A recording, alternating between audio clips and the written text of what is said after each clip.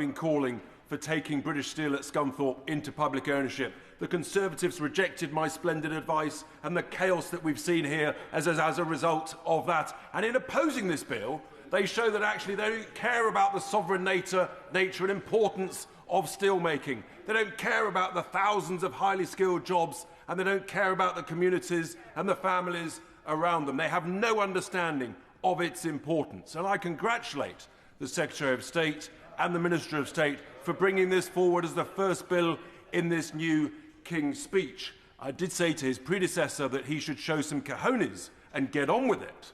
And I think that is what we are now seeing. But alongside this support from us, Secretary of State, what I would say is we now need to see the vision. We now need to see the plan and how it is for the long term.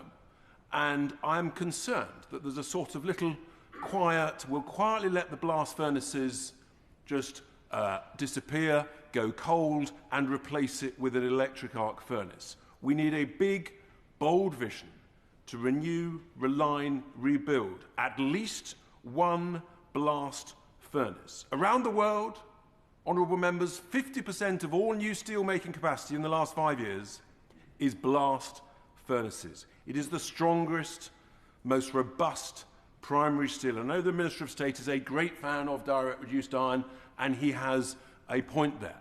But nevertheless, we should not expose ourselves to putting all of our bets on electric arc furnaces when we know that the price of electricity is at a crisis high level. We need diversity in this. Rather like my late grandmother, when she looked at the desserts available for Sunday lunch, she said, "Grandson, have a little bit of each." And I believe, with regard to steelmaking, let's have, Madam Deputy Speaker, let's have a little bit of each. Let's have a bit of primary steel, and let's have a little bit of electric arc furnace steel to ensure that we always retain the skills and the importance of the sovereign steel-making capability. So I hope that the Minister and the Secretary of State will produce that vision, that plan, over the coming weeks, so that we can have confidence and that the jobs and the communities can have confidence that steel-making will be retained and invested in for the long term.